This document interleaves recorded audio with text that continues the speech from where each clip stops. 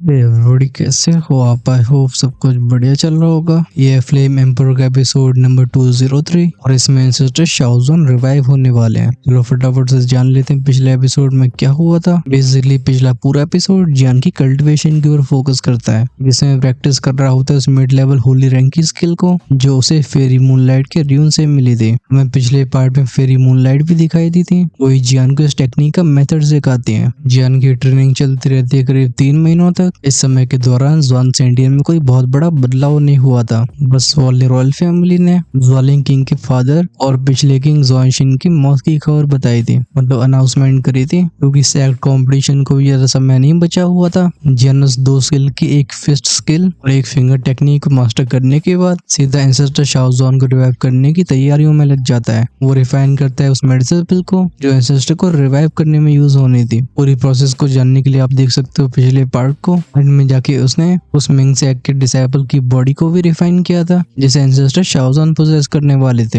And में जाके जब सब कुछ हो चुका था, जियान एंसेस्टर शाओजोन के सोल इम्प्रिंट को उस फिजिकल बॉडी में डालने की कोशिश करता है, लेकिन किसी कारण की वजह से वो सोल इम्प्रिंट उस बॉडी को रिजेक्ट कर देता है, यानी कि ये था एक फेलियर। अब इसे वो सक्सेस में कैसे बदलेगा चलो हम जानते हैं इस एपिसोड में। वेल एक्चुअली में जियान एंसेस्टर शाओजोन की सोल इम्प्रिंट को उस मेडिसिन पिल से मिलाने की कोशिश कर रहा था, क्योंकि सोल नरिशिंग पिल की हेल्प से ही एंसेस्टर शाओजोन की सोल उस काबिल हो पाती कि वो दोबारा से नई जिंदगी शुरू कर सके। आखिरकार अभी उनकी कंडीशन बहुत ज्यादा खराब होती है, लेकिन जब वो सोल नरिशिंग पिल और एंसेस्टर शाओजोन का सोल इम्प्रिंट एक दूसरे का विरोध करता है, जियान भौं से घूर के बोलता है क्या मैं फेल हो गया। हालांकि सोल नरिशिंग पिल में सोल को रिवाइव करने की पावर्स होती हैं, लेकिन तब भी इसका इस्तेमाल करने के लिए कम से कम एक सोल बॉडी की जरूरत होती है। वहीं पे जियान के पास बस एंसेस्टर शाओजोन की एक निशानी थी, जो कि बेसिकली सोल इम्प्रिंट होता है। अगर वो स्पेल को अब्सॉर्ब नहीं कर पाते हैं तो आगे की प्रक्रिया जारी नहीं रखी जा सकती। ये कॉज एंड इफेक्ट की बुनियादी चीजें होती हैं। कुछ सेकंड्स तक सांस रहने के बाद जिन हाथ क्लेंच करके बोलता है नहीं अब मैं यहाँ तक पहुंच चुका हूँ, मुझे परेशानी रोक नहीं सकती।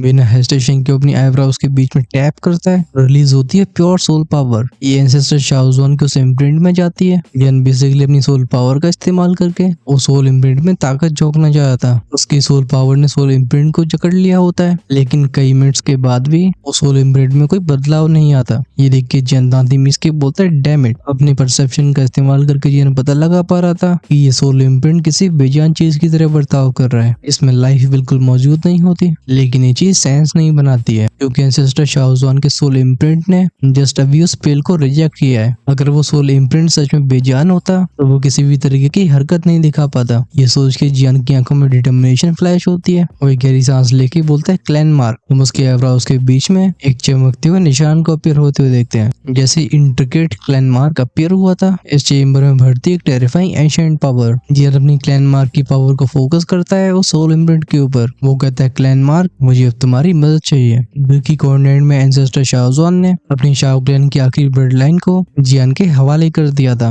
उन्होंने जियान को अपना ब्लड भी दे दिया होता है। वहीं पे जियान की क्लैन मार्क की समझ ये बहुत बुनियादी होती है। शाबू शाबू की आवाजों के साथ वो क्लैन मार्क की पावर इम्प्रिंट के अंदर जाती है। चीजें शांत रहती है कुछ 3-4 सेकंड्स के लिए। फाइनली हमें सोल इम्प्रिंट में बदलाव दिखाई देने लगते हैं। क्लैन मार्क के अंदर एक नई एनर्जी को फील करके जियान की आंखें एक्साइटमेंट से भर जाती हैं। वो कहता है मैंने सोचा ही था, लेकिन जस्ट ये रिएक्शन हुआ ही था, अभी वो रोशनी फिर से शांत हो जाती है। जियान की आंखों में दिखाई देती है फ्रस्ट्रेशन। वो कहता है क्या हो रहा है, लेकिन तब भी एक बात तो साफ थी कि एंसेस्टर शाओजोन का वो इम्प्रिंट अभी अपने अंदर एक कॉन्शियसनेस, एक वजूद को रखता है। बिना हेजिटेशन की जियान अपनी एक उंगली को बाइट करता है। हमें एक लाल रंग की खून की बूंद दिखाई देती है। ये नॉर्मल खून नहीं बल्कि जियान का ब्लड एसेंस था। वो बेसिकली इस चीज को बाहर निकाल के अपने एक हिस्से को ही अलग कर रहा है। इसका नुकसान जियान को काफी परेशान करने वाला था। अगर उसे अपने एंसेस्टर को बचाना नहीं होता तो जियान ब्लड एसेंस का कभी इस्तेमाल नहीं करता। अपनी सांसों को स्थिर करके जियान बोलता है जाओ। वो ब्लड एसेंस की बूंद हल्की से हिलती है, फिर ये चली जाती है सोल इम्प्रिंट की तरफ। जैसे ही दोनों के बीच में संपर्क हुआ था, सोल इम्प्रिंट जो कि अब तक शांत रहने की कोशिश कर रहा होता है, अचानक से इसमें से एक रोशनी बाहर आई थी। ये किसी फूके जानवर की तरह जियान के उस ब्लड एसेंस को निकल जाता है। इसके साथ ही एंसेस्टर शाओजोन के ब्लड इम्प्रिंट की रोशनी और बढ़ गई थी। जियान बोलते उम्मीद करता हूँ ये काफी होगा, समय आ गया था एक और ट्राई करने का। वो सोल नरिशिंग पिल को फिर से एंसेस्टर शाओजोन के इम्प्रिंट के पास ले जाता है, लेकिन दोनों के छूने के बाद भी वो इम्प्रिंट कोई रिएक्शन नहीं दिखाता। चलो यहाँ पे कुछ चीजें क्लियर कर देते हैं। क्योंकि ब्लड शेपिंग पिल होती है 3rd ग्रेड एम्पर रैंक की पिल, जियान ने इसके बदले में सोल रिटर्निंग पिल को रिफाइन किया था। यहाँ पे उस पिल को को अलग नामों से पुकारा गया है, लेकिन बात सेम ही है। वहीं पे जहाँ तक बात रही सोल इम्प्रिंट की, तो ये किसी की रूह यानी कि सोल का एक बहुत ही छोटा सा हिस्सा होता है। ये एक छोटा सा चमकता हुआ निशान होता है जिसे जियान रिवाइव करने की कोशिश कर रहा है। Now let's get back to the story. फिर से कोशिश को बेकार होते हुए देख अब जियान का धैर्य खत्म होने लगा था। चेम्बर के अंदर जियान ने पहले से एक बैरियर लगा दिया होता है, इस वजह से बाहर के लोग पता नहीं लगा सकते थे कि अंदर क्या हो रहा है, बट अंदर एक अजीब ही साइलेंस फैला होता है। चीजें ऐसे ही चलती रहती हैं कुछ 17-18 मिनट्स तक जियान ने सारी तरकीबें सोच ली थी, लेकिन उसे कोई भी रास्ता नहीं मिलता। ऐसा होने पे वो फाइनली अपनी सोल पावर को अपनी एम्पर रिंग के अंदर भेजता है। जियान कहता है अंकल मास्टर जिलोंग, मुझे लगता है अब आपको और प्रिटेंड नहीं करना चाहिए,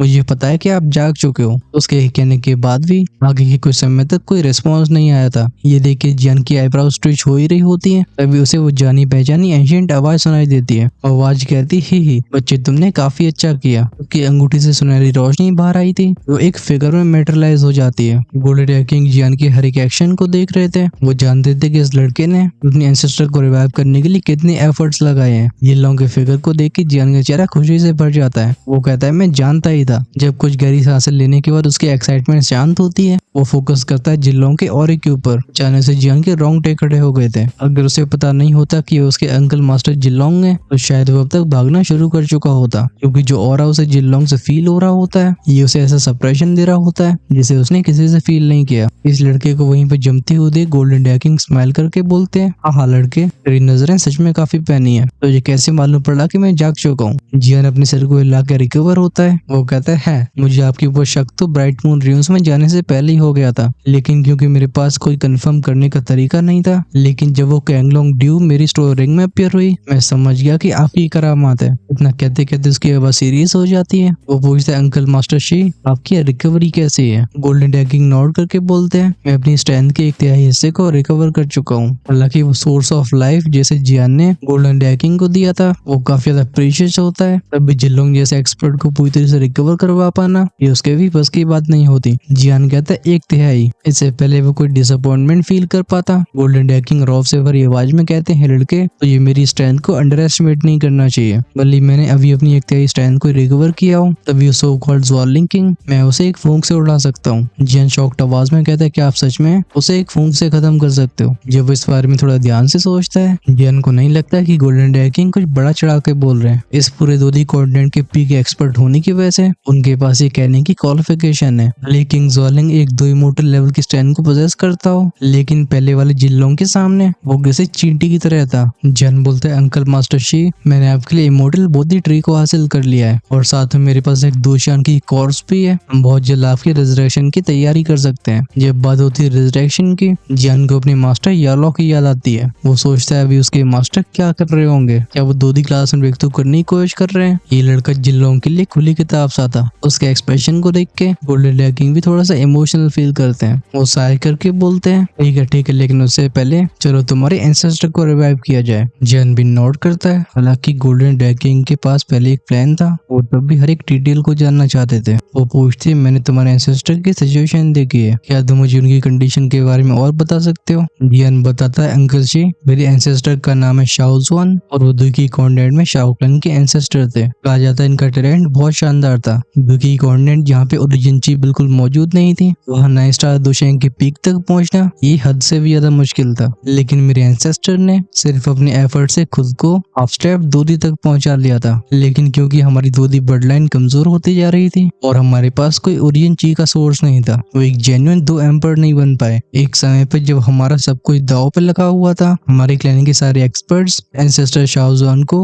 उनके ब्रेक थ्रू में हेल्प कर रहे होते हैं। तब दुकी कॉन्टिनेंट के आर्टिशियन क्लैंस में से हन क्लैन ने हमारे ऊपर हमला कर दिया। अचानक से हुए से बदलाव की वजह से शाओ क्लैन ने अपनी सबसे बड़ी ट्रेजेडी का सामना किया। उस बैटल में एंसेस्टर शाओजुआन भी नहीं रहे। अच्छी बात है कि उन्हें कैसे टूब में सेव किया गया जहाँ लोग अपनी सोल के फॉर्म में रह सकते हैं। जब हजारों सालों के बाद मैं उस टूब में गया, मेरे एंसेस्टर ने खुद के वजूद को मिटाते हुए भी मुझे दोदी क्लास में एडवांस करने का मौका दिया। मेरी सोल का डी स्टेट तक पहुंचना ये बस उनकी वजह से था। अंत में जाके जब उन्होंने अपनी सोल को जलाया तो बस ये सोल इम्प्रिंट बचा रह गया। गोल्डन डैकिंग पूरी बात को ध्यान से सुनते हैं। वो कहते हैं ओ तो इस सोल को जलाने के बाद का बचा हुआ इम्प्रिंट है। मैं तभी कहूँ ये इतना जाना पहचाना क्यों लग रहा है। जिनलोंग को एंशिएंट तोशिक गॉड की बात याद आती है। उन्होंने बताया था कि दुई की कॉन्टिनेंट में उनकी इनहेरिटेंस के अलावा और कोई ओरिजिन चीज नहीं बची थी, इसलिए दूधी में एडवांस करना इम्पॉसिबल था। तभी जियान के एंसेस्टर का हाफ स्टेप दूरी तक पहुंचना ये उनकी परसेवरेंस और टैलेंट के बारे में बताता है। जो ये सब सोच रहे होते हैं, जियान काफी एंशियस हो रहा था। वो पूछता है मास्टर अंकल, क्योंकि आप हालात जान चुके हो, क्या हम आगे बढ़ सकते हैं? गोल्डन डैकिंग बोलते हैं एक सोल इम्प्रिंट सोल पावर का आखिरी हिस्सा होता है। इसे रिजरेक्ट यानी दोबारा जिंदा करने के चांसेस बहुत कम होते हैं। मैं सेंस कर पा रहा हूँ कि सोल इम्प्रिंट के अंदर कोई खास सोल पावर नहीं रह गई है, क्योंकि अगर ऐसा होता तो वो तुम्हारी मेडिसिन पिल उन्हें जरूर रिवाइव कर पाती। ये सुन के जियान का चेहरा दुख से भर जाता है। वो पूछता है मास्टर अंकल, क्या सच में कोई और रास्ता नहीं है? गोल्डन डैकिंग कुछ सोचने के बाद बोलते हैं ऐसी बात नहीं कि कोई रास्ता न हो, तुम्हारे पास जो फेरी मदर बोधी ट्री है हमें उसकी जरूरत पड़ेगी। ये सुन के जियान सरप्राइज हुआ था। वो कहता है लेकिन ये आपकी सोल पावर को रिकवर करने के लिए। जिन लोग अपने सर को हिला के बोलते हैं उसे बाहर निकालो। बिना हेजिटेशन के जियान मदर फेरी बोधी ट्री को बाहर निकालता है। जैसे वो छोटा सा पौधा अपीयर हुआ था, इसे देख के गोल्डन डैकिंग के चेहरे पे स्माइल आ जाती है। वो कहते हैं सच में फेरी मदर बोधी ट्री है। इसे जिलों के हवाले करने में जियान बिल्कुल नहीं हिचकिचाता। आखिरकार ऐसे हासिल उसने गोल्डन डैकिंग के लिए किया था। जिलोंग नोट करके बोलते हैं चिंता मत करो, मैं जानता हूँ कि मैं क्या कर रहा हूँ। मैं पहले सोल इम्प्रिंट को ताकतवर बनाऊंगा जिससे इसके अंदर की स्पिरिचुअलिटी जाग पाए। ऑफ कोर्स अपने एंसेस्टर को रिवाइव करने की जिम्मेदारी ये तुम्हें ही संभालनी होगी। जियान रिलीव्ड स्माइल के साथ नोट करता है। गोल्डन डैकिंग कुछ समय तक उस मदर फेरी बोधी ट्री को ध्यान से देखते रहते हैं। फिर वो अपने दाएं हाथ को उठाते हैं। ये ट्रांसफॉर्म हो जाता है एक बड़े से ड्रैगन क्लॉ में। जैसे ही पंजा सामने की तरफ से स्लैश हुआ था, सुनाई दी थी खचक की आवाज। इस पैनी आवाज के साथ उस पेड़ की एक टहनी जमीन पे गिर जाती है। जब जियान ने पिछले अटैक को देखा था, वो भी खुद को जिलों की तारीफ करने से रोक नहीं पाता। स्पेशली जहाँ से पेड़ की टहनी कटी होती है, वो जगह किसी शीशे की तरह स्मूथ थी। ये मदर फेरी बोधी ट्री बहुत ज्यादा मौजूद होता है। अगर जियान अपनी पूरी स्ट्रेंथ का इस्तेमाल भी करता तभी वो इसका कुछ बिगाड़ नहीं पाता, लेकिन जिलोंग ने इसकी टहनी को एक ही बार में तोड़ दिया था। जिलोंग अपनी आंखें बंद करते हैं। उनके आईब्रोज के बीच में से एक पीले रंग का धागा सा बाहर निकलता है। ये बेसिकली एक प्योर एनर्जी होती है और हम उसे फेरी मदर बोधी ट्री की टहनी से लिपटते हुए देखते हैं। इको टेक्निक का इस्तेमाल करके उस टहनी को प्योर एसेंस में बदल देते हैं। इसे भेजा जाता है सोल इम्प्रिंट के अंदर। इस बार जब दोनों के बीच में कांटेक्ट हुआ था, वो सोल इम्प्रिंट एकदम विगल होने लगता है वो उस एनर्जी को जल्द से जल्द अब्सॉर्ब करने की कोशिश कर रहा हूँ। एट द सेम टाइम इसकी स्पिरिचुअलिटी जाग रही थी। जियान को उसके अंदर एक नई लाइफ फील होती है। गोल्डन डैकिंग पीछे हट के बोलते हैं अब आगे तुम्हें संभालना होगा। आंखों में डिटर्मिनेशन को लेके वो सोल रिटर्निंग पिल को एक बार फिर से सोल इम्प्रिंट के पास लेके आता है। एंसेस्टर शाओज़ुआन की सोल इम्प्रिंट में से कई पतले पतले सफेद रंग के थ्रेड्स बाहर आने लगते हैं। ये उस मेडिसिन पिल को अपने अंदर खींचते हैं। हम धीरे धीरे हवा में उस मेडिसिन पिल को छोटा होते हुए देखते हैं। फाइनली पूरी तरीके से गायब हो जाती है। इसी पल सोल इम्प्रिंट के अंदर से एक कमजोर सी आवाज बाहर आई थी। वो आवाज कहते हैं शाओ क्लैन के लोग। इस आवाज को सुन के जियान का दिल कांप गया था। वो बोलता है एंसेस्टर, ये आपका डिसेंडेंट अब आपको रिवाइव करने जा रहा है। उसके लिए मुझे आपकी सोल को स्ट्रेंथन करना होगा। सोल इम्प्रिंट के अंदर से फिर से आवाज बाहर आती है। आवाज कहती है लड़के तो सच में दिल को रखता है। सच्चाई ये थी कि एंसेस्टर शाओज़ुआन की सोल अब बिल्कुल बर्बादी की कगार पे आ चुकी होती है। अगर आज जियान के साथ गोल्डन डैकिंग नहीं होते और ना होता वो फेरी मदर बोधी ट्री, तो एंसेस्टर शाओज़ुआन की स्पिरिचुअलिटी यानी कि उनकी सोचने समझने की क्षमता को जगाना ये बिल्कुल इम्पॉसिबल था, क्योंकि वो एंसेस्टर शाओज़ुआन की इम्प्रिंट के अंदर नई पावर को अपने अंदर अब्सॉर्ब करने की क्षमता होती है। जियान हैंडसीज को चेंज करके अपनी प्योर सोल पावर को इम्प्रिंट के अंदर भेजने लगता है। वो कहता है मर्ज। उसकी milky white spiritual strength ancestor Shaozhuan को पूरी तरीके से अपने अंदर ले लेती है। ये स्टेप बहुत क्रूशियल था। हालांकि इंस्टिंक्टिवली वो सोल इम्प्रिंट किसी और की सोल पावर को रिजेक्ट कर रहा था। अच्छी बात है कि अब शाओज़ुआन जाग चुके थे। वो जियान की सोल पावर को धीरे धीरे अब्सॉर्ब करने लगते हैं। जियान बोलता है एंसेस्टर ने सोल रिटर्निंग पिल को पहले अब्सॉर्ब कर लिया है, अब बस ब्लड एसेंस की कमी है। बिना समय बर्बाद करते हुए जियान एक जेड बोतल को निकालता है। इसके अंदर एक रंग बिरंगा लिक्विड मौजूद था, खासकर इसका वो वॉलेंट ऑरा। ये बताता है कि भले बोतल कितनी भी छोटी हो, इसके अंदर की पावर को हल्के में नहीं लिया जा सकता। जियान के हाथ काफी तेजी से चलते हैं। अपनी कलाई के एक झटके से जियान इस ब्लड एसेंस को उस बॉडी की ओर फैला देता है। ये ब्लड एसेंस अपने आप ही उस मिंग कल्ट के डिसेबल के शरीर के अंदर जाने लगा था। हम तुरंत ही उसके शरीर की त्वचा को फटते हुए देखते हैं। ये होता है वॉलेंट ब्लड एसेंस की वजह से। अच्छी बात है कि इसे न्यूट्रलाइज करने वाला जियान था। वो हैंडसीज को चेंज करते हुए अपनी सोल पावर का इस्तेमाल करता है। वो उस ब्लड एसेंस की उग्रता को रोक रहा था। ये प्रक्रिया कई घंटों तक चलती रहती है। फाइनली ब्लड एसेंस की वजह से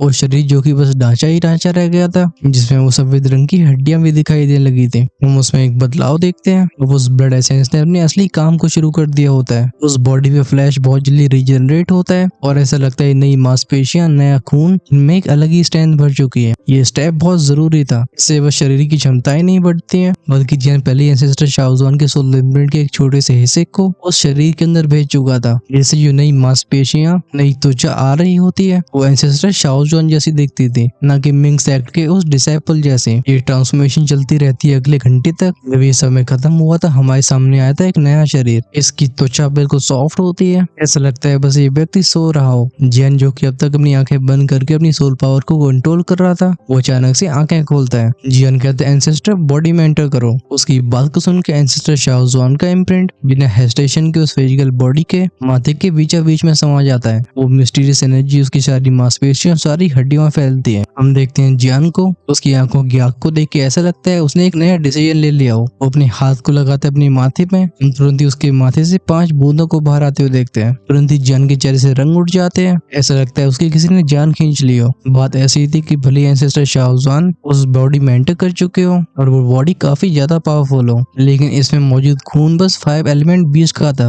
अब भी इसके अंदर शाओ क्लैन की ब्लड लाइन नहीं होती। इस वजह से जियान अपने शाओ क्लैन की ब्लड लाइन को, जो कि उसके ब्लड एसेंस के अंदर होती है, वो एंसेस्टर शाओज़ुआन को देने का फैसला करता है। एक इशारे पे 5 बूंदें एंसेस्टर शाओज़ुआन के पास पहुंच गई थी। ये उनके माथे में घुसने वाली होती है, तभी एक रिपल्सिव फोर्स इन्हें वापस जियान के पास भेज देती है। इस सीन को देखिए जियान स्टार्टल्ड हो गया था। हम उसके चेहरे पे एक वार्म स्माइल को आते हुए देखते हैं। वो जानता था कि एंसेस्टर शाओज़ुआन ऐसा क्यों कर रहे हैं। आखिरकार एंसेस्टर शाओज़ुआन को पता था इस ब्लड एसेंस की कीमत क्या है। ये 5 खून की बूंदें एक बहुत बड़े सैक्रिफाइस को रिप्रेजेंट करती थी। ये बलिदान होता है जिंदगी का, लेकिन जियान के ऊपर शाओ क्लैन की सारी उम्मीदें टिकी हुई हैं। वो भले ही पूरी तरह से जाग न पाए हो, लेकिन वो इंस्टिंक्टिवली जानते थे कि जियान के फ्यूचर को बिल्कुल खतरे में नहीं डाला जा सकता। जियान भी अपनी ब्लड एसेंस को वापस लेता है, वो अपने दोनों हाथों को क्लेंच करके उन्हें फिर से रिलीज करता है। जियान बोलता है, एंसेस्टर अब आपको संभालना होगा, ये फाइनल स्टेप है। सक्सेस और फेलियर अब ये आपके ऊपर निर्भर करेगी। गोल्डन डैकिंग बोलते हैं, क्या ये सफल नहीं हुआ? जियान बोलता है, अभी पूरी तरीके से नहीं। अब मैं अपनी फ्लेम का इस्तेमाल करके एंसेस्टर की सोल को इस बॉडी से पूरी तरह से मिलाने वाला हूँ। उन्हें इस दर्दनाक प्रक्रिया को सहना होगा। ये बोलते ही जियान अपनी बॉडी से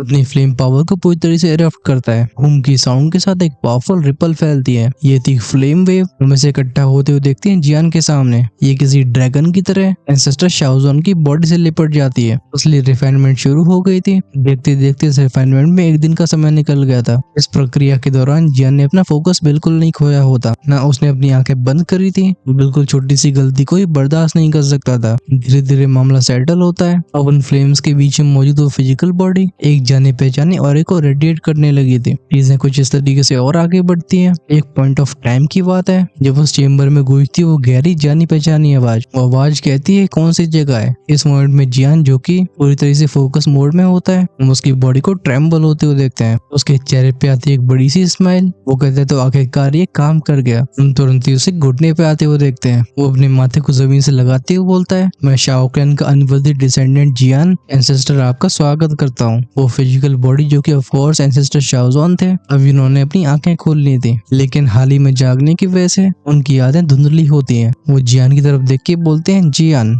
मुझे अब याद आया, तुम ही वो मेरे शाओ क्लैन के डिसेंडेंट हो, इसे मैं हेवन टूम में मिला था। जियान हाथ कप करके बोलते हैं, हाँ मैं वही हूँ। एंसेस्टर शाओज़ुआन की आंखों में क्लैरिटी अब वापस आती जा रही थी। वो 2-3 बार नोट करके बोलते हैं, बहुत अच्छे, बहुत अच्छे। मेरे शाओ क्लैन के लिए तुम्हारी इसे डिसेंडेंट का होना, ये सच में बहुत किस्मत की बात है। इतना बोलते बोलते वो अपनी हथेली को फैलाते हैं। जब एक इनविजिबल एनर्जी उनकी हथेली पे इकट्ठी होती है, एंसेस्टर शाओज़ुआन के चेहरे पे बड़ा सरप्राइज अपीयर हुआ था। वो कहते हैं, ये दूधी ग्लास की ओरिजिनची है। उनकी आंखें एस्टोनिशमेंट से भर गई थी। दूधी कॉन्टिनेंट से ओरिजिनची पूरी तरह से गायब हो चुकी थी, लेकिन अब वो इसे क्यों फील कर पा रहे हैं? फिर वो सेंस करते हैं अपनी बॉडी को। उनके चेहरे पे शॉक्ड एक्सप्रेशन और बढ़ जाता है। वो कहते हैं, क्या मेरी स्ट्रेंथ अब 2 अंक की नहीं है? जियान भी सुनकर रिकवर होता है। वो फोकस करता है एंसेस्टर शाओज़ुआन के ऑरे के ऊपर। फाइनली उसके चेहरे पे भी सरप्राइज्ड एक्सप्रेशन अपीयर हुआ था, क्योंकि ये स्ट्रेंथ होती है 6 स्टार दूधी के लेट स्टेज की। बहुत जल्दी ये चीजें समझ में भी आ जाती हैं। आफ्टर ऑल, चाहे बात हो 5 एलिमेंट 20 के ब्लड एसेंस की, ये उन एम्पर बोन्स और फेरी मदर बोधी ट्री की, ये ऐसे खजाने जिन्हें एक जगह पे इकट्ठा करना ये नॉर्मल लोगों के लिए इम्पॉसिबल है। खासकर उस मिंग सेक्ट डिसाइपल की स्ट्रेंथ भी 6 स्टार दूधी लेवल की थी। इस वजह से वो फायदा एंसेस्टर शाओज़ुआन को हुआ है। जियान हंस के बोलता है, हे एंसेस्टर, आपको परेशान होने की जरूरत नहीं है। अब आप दुखी कॉन्टिनेंट में नहीं हो। एंसेस्टर शाओज़ुआन वॉइस से कोड के बोलते हैं, दुखी कॉन्टिनेंट नहीं है तो ये क्या जगह है? है वो आसपास के स्पेस में कुछ अनयूजुअल फ्लक्चुएशंस को भी सेंस कर पाते हैं। जियान बताता है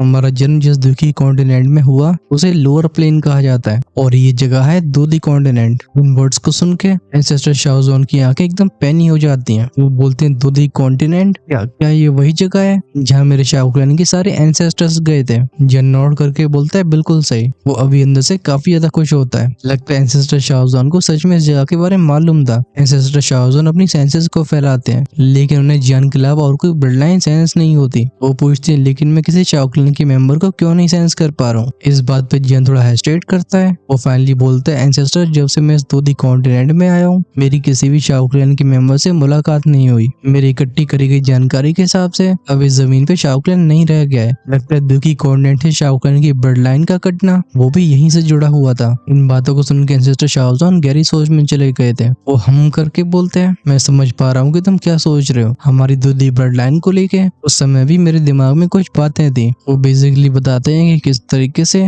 ब्लड लाइन सारे एंशिएंट क्लैन की जान जैसी होती है, उसके बिना वो बिल्कुल नॉर्मल हो जाते हैं। वहीं पे ब्लड लाइन की वजह से उनके पंख लग जाते हैं। एक समय पे शाओ क्लैन की ब्लड लाइन की वजह से ही ऑटो एंशिएंट क्लैन से नहीं बल्कि पूरी दुखी कॉन्टिनेंट के टॉप क्लैन थे, लेकिन अचानक से ब्लड लाइन कमजोर होना शुरू हो गई। इस चीज का प्रभाव पूरे क्लैन के ऊपर पड़ा था। वो बताते हैं अपने क्लैन की दूधी ब्लड लाइन को आगे बढ़ाने के लिए मैंने क्लैन के सारे एक्सपर्ट्स को इकट्ठा किया था जिससे वो मेरी ट्रिबुलेशन का सामना करने में हेल्प कर सके। हाँ, लेकिन अंत में जाके मैं असफल रहा। और जहाँ तक बात रही ब्लड लाइन की कमजोर होने की, अपने क्लैन के एंशिएंट रिकॉर्ड्स में मुझे इसकी 2 एक्सप्लेनेशंस मिली हैं। जियान बोलता है 2 पॉसिबिलिटीज। शाओजॉन नॉड करते हैं। वो बोलते हैं हाँ, या तो हमारे क्लैन के सारे दूधी एक्सपर्ट्स खत्म हो चुके हैं जिससे सेंस बनेगा कि हमारी ब्लड लाइन अचानक से गायब क्यों हो रही है, लेकिन मुझे नहीं लगता कि ऐसा होना पॉसिबल है। हमारे एंशिएंट रिकॉर्ड्स में लिखा था कि शाओ क्लैन बस दूधी कॉन्टिनेंट का सबसे पावरफुल क्लैन ही नहीं है बल्कि उस अपर प्लेन दूधी कॉन्टिनेंट और पूरे ग्रेट 1000 वर्ल्ड में हम सबसे ज्यादा पावरफुल क्लैंस में से एक थे। और अगर ऐसी बात है तो इसका एक और कारण हो सकता है। अभी जियान पूरी तरह से फोकस मोड में था।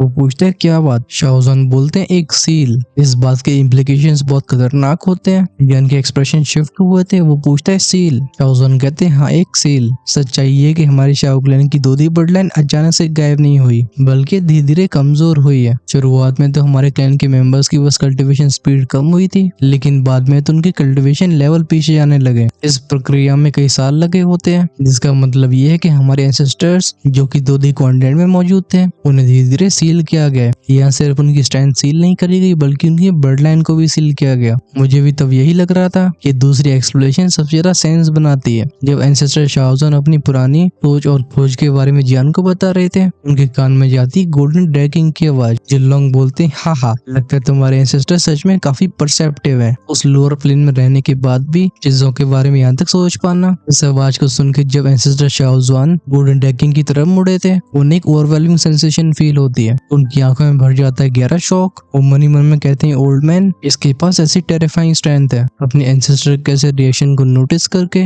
जियान उन्हें दिलासा देती हुई बोलता है एंसेस्टर आपको इनसे डरना नहीं चाहिए, ये मेरे master uncle golden dragon king है। शाओजॉन ये सुन के नोट करते हैं। शाओजॉन सिर्फ शाओ क्लैन के मेंबर नहीं थे बल्कि जियान भी उनकी बहुत ज्यादा रिस्पेक्ट करता था, इसलिए गोल्डन ड्रैगन भी किसी भी तरीके का घमंड नहीं दिखाते हैं। वो पूछते हैं क्या तुमने एम्पर तोशे के बारे में सुना है? शाओजॉन पुरानी यादों में चले जाते हैं। वो कुछ समय के बाद बोलते हैं एंशिएंट तोशे गॉड वो मेरे समय पे दुखी कॉन्टिनेंट के आखिरी दूधी थे। जिलोंग नोट करके बोलते हैं जिन्हें तुम तोशे एंशिएंट गॉड कहते हो मैं उनका लाइफ और डेथ का फ्रेंड हूँ, मतलब जिगरी दोस्त, और तुम मुझे कह सकते हो गोल्डन ड्रैगन। वैसे भी तुम्हारे इंसानी नाम बहुत परेशानी भरे होते हैं। एंसेस्टर शाओजॉन बाव करके बोलते हैं senior golden dragon. Basic introduction के बाद जिलोंग बताते हैं मैं जो कहा बिल्कुल सही था। दूधी कॉन्टिनेंट में शाओ क्लैन के मेंबर्स को सील कर दिया गया है। हमारे ब्लड लाइन के वीक होने का यही कारण था। मैं जानता हूँ कि सुन के तुम्हारी अपने क्लैन की हेल्प करने की इच्छा हो रही होगी लेकिन उससे पहले तुम्हें एक सच्चाई जाननी होगी क्योंकि पास्ट में मेरे और शाओ क्लैन के बीच में भी रिश्ते रहे हैं। मैं नहीं चाहता हूँ कि तुम कोई परेशानी में फंसो।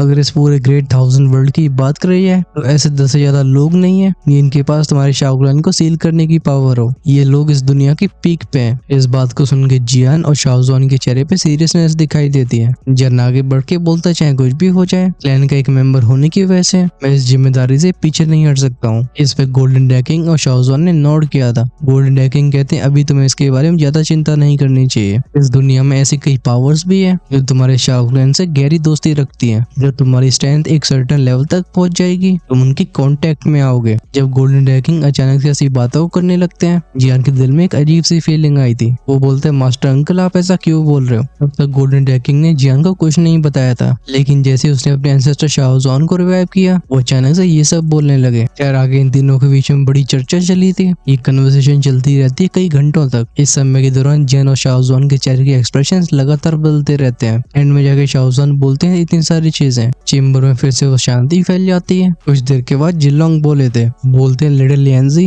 अब मेरे जाने का समय हो गया है। जियान को इसी चीज का डर था और जल्दी से पूछते हैं अंकल मास्टर आप जा कहाँ रहे हो? ये सुन के गोल्डन ड्रैकिंग एक दिशा की तरफ मुड़े थे। वो बताते हैं मैंने कुछ ही समय पहले हमारे शाओ क्लैन के एक मेंबर का ऑरा सेंस किया है। उसका अभी शिकार किया जा रहा है। मैं जा रहा हूँ उसे बचाने के लिए। ये सुन के जियान की आंखें चमकने लगती है। वो पूछते हैं मास्टर कहाँ पे? गोल्डन ड्रैकिंग बताते हैं वो ज़्वान से इंडियन के जस्ट बाहर पहुंचे हैं। चिंता मत करो इस बार मैं तुम्हें अपने साथ ले जाऊंगा। जियान को रिलीफ फील होती है। वो तब भी कहता है लेकिन उससे पहले मैं आपके लिए एक बॉडी रिफाइन करता हूँ। हालांकि अब तक गोल्डन ड्रैकिंग ने इसके बारे में कुछ खास बोला नहीं था। वो अपने लिए बॉडी को रिफाइन करने के टास्क को जियान को देके उसे और भी पावरफुल बनाना चाहते थे, लेकिन लगता है सच बताने का समय आ गया था। गोल्डन ड्रैकिंग बोलते मेरे लिए बॉडी को रिफाइन करना एक ड्रैगन होने की वजह से मेरी बॉडी तुम इंसानों से अलग होती है। अचानक से जियान को भी रियलाइजेशन होती है। अभी उसका मन हो रहा था अपने सर को दीवार में मारने का। आखिर उसने इस चीज के बारे में पहले क्यों नहीं सोचा? जिनलोंग अपने बारे में बताते हैं कि वो ड्रैगन गॉड के 9 बेटों में से एक है। हर एक ड्रैगन किंग के पास एक अलग पावर होती है, इसलिए वो ह्यूमन रिजरेक्शन मेथड्स ये उनके ऊपर काम नहीं करने वाले। ऑफ कोर्स हमें इसकी चिंता नहीं करनी चाहिए। जैसे मैं कुछ जरूरी चीजों को इकट्ठा कर लेता हूँ मैं नेचुरली अपनी बॉडी को दोबारा बना लूंगा, जिसे अंग्रेजी में बोलते हैं रिकंस्ट्रक्ट करना। जियान पूछता है कौन सी चीज है? गोल्डन ड्रैकिंग काम आवाज में बताते हैं वो आइटम्स उन लोगों के हाथ में जो शाओ क्लैन का शिकार कर रहे हैं और मैं उन्हें वापस लूंगा, लेकिन अभी ये मैटर तुम्हारी स्टैंड के बाहर है। हालांकि सुन के जियान फ्रस्ट्रेशन फील कर रहा था, लेकिन गोल्डन ड्रैकिंग के लिए परेशानी नहीं बढ़ाता है। वो चुपचाप से नोट करता है। उसके लड़के हुए चेहरे को देख के जिनलोंग बोलते हैं तुम्हें ऐसे डिस्करेज नहीं होना चाहिए। मुझे लगता है भविष्य में तुम तोशे से बिल्कुल पीछे नहीं होगे। तुम्हारा टैलेंट उससे भी आगे है। मुझे फीलिंग है कि जब मैं अगली बार तुमसे मिलूंगा मुझे एक बड़ा सरप्राइज मिलने वाला है। जियान पूछता है मास्टर अंकल शाओ क्लैन के मेंबर्स अभी जिंदा होंगे राइट? ये सुन के गोल्डन ड्रैकिंग थोड़ा हेजिटेट करते हैं। वो फिर नोट करके बोलते हैं हाँ। जियान कहते हैं अच्छी बात है। इससे पहले अगला ग्रेट वॉर शुरू हो मैं खुद को और पावरफुल बनाना चाहता हूँ। वो सब जो मेरी शाओ क्लैन की ऐसी हालत के जिम्मेदार है उन्हें इसकी कीमत चुकानी होगी और मैं ये इंश्योर करूंगा। जियान की आंखों की डिटर्मिनेशन को देखी जिनलोंग बोलते हैं बहुत अच्छे, लेकिन इस बार शाओ क्लैन के मेंबर को रेस्क्यू करने मुझे तुम्हारी मदद चाहिए। जब हम उस शाओ क्लैन के मेंबर को रेस्क्यू कर लेंगे तब मैं तुम्हारी सिस्टर को अपने साथ लेके जाऊंगा। जियान नोट करके बोलता है मैं समझ गया। तभी वो फिर से फेरी मदर बोधी ट्री की तरफ ध्यान ले जाता है। जियान बोलता है ओह मास्टर अंकल आपको इस चीज को अपने साथ रखना चाहिए। गोल्डन ड्रैकिंग नोट करते हैं उन्होंने मदर फेरी बोधी ट्री को अपने एक स्पेशल स्पेस में रख लिया था। कोई मुझसे ये मत पूछना कि उनके पास कोई स्टोरेरिंग नहीं है, क्योंकि उनके लेवल के एक्सपर्ट के पास ऐसी बहुत टेक्निक्स होंगी जिसकी वजह से उन्हें स्टोरेरिंग की कोई जरूरत नहीं होगी। और ये सब बातें तो हमें बाद में मालूम पड़ती रहेंगी। हम इस वीडियो को करते हैं यहीं पे एंड। मुझे लगता है अब आप सब फील कर पा रहे होंगे कि स्टोरी अब अपनी मेन थीम में एंटर कर चुकी है। साथ में जो दुश्मन है वो भी क्लियर हो चुका है। चलो मैं ये टास्क आपको देता हूँ, आपको कमेंट्स में लिख के बताना है कि जियान के असली दुश्मन कौन है। ये सिर्फ एक नहीं है, इसका ध्यान रखना। नेक्स्ट एपिसोड में सबसे पहले हम गोल्डन ड्रैकिंग की एक पावरफुल स्किल के ऊपर फोकस करेंगे। फिर ये सभी बड़े इंसेंस पवेलियन को छोड़ कर जा रहे होंगे। फाइनली हमें समझ में आएगा कि आखिर वो कौन सा शाओ क्लैन का मेंबर है जिसके शिकार होने की गोल्डन ड्रैकिंग बात कर रहे थे। और यहीं से स्टोरी लाइन एक अलग ही पेस पकड़ेगी। एंट्री होगी उस पावर की जिसका इस दूधी कॉन्टिनेंट में खौफ दुखी कॉन्टिनेंट के हनग्लन या हॉल ऑफ सोल से भी ज्यादा है। और इस जान का सरदर्द बनने वाले हैं। एट द सेम टाइम आप सभी का मजा भी एकदम डबल होने वाला है, क्योंकि अब तक स्टोरी कहीं कहीं बोरिंग इसलिए लग रही थी क्योंकि जियान के सामने ऐसा कोई अपोनेंट नहीं था जिससे उसकी कोई जानी दुश्मनी हो। हालांकि किंग्स वार्लिंग भी ठीक ठाक ही है, लेकिन उसने पर्सनली जियान का कुछ नहीं बिगाड़ा है। हाउएवर अब मैटर होगा सीरियस। अगर आप उसे मिस नहीं करना चाहते हो तो फटाफट से चैनल को सब्सक्राइब करके हेल गार्डन फैमिली का पार्ट बन जाओ, जिसे रिलीज होते वीडियो सबसे पहले आपके पास पहुंचेगा। ऑफ कोर्स अगर आपसे नेक्स्ट एपिसोड का वेट नहीं किया जा रहा है और आप उसे शाम को ही देखना चाहते हो तो ज्वाइन कर सकते हो चैनल की मेंबरशिप को, जहाँ सारे मेंबर्स को हर शाम को आगे का एपिसोड देखने के लिए मिलता है। और अगर आप 2 एपिसोड्स आगे रहना चाहते हो तो अपग्रेड कर सकते हो इमॉर्टल एम्पर या उसे ऊपर। ऑल्दो हम इमॉर्टल गॉड्स के लिए एक तीसरा वीडियो भी प्रोवाइड करते हैं, लेकिन उसका टाइमिंग थोड़ा फ्लक्चुएट होता है। खैर चॉइस आपकी है। ज्वाइन का ऑप्शन आपको सब्सक्राइब के साइड में और चैनल के होम पेज पे मिलेगा। इसी के साथ हम करते हैं वीडियो को यहीं पे close. Until then stay safe.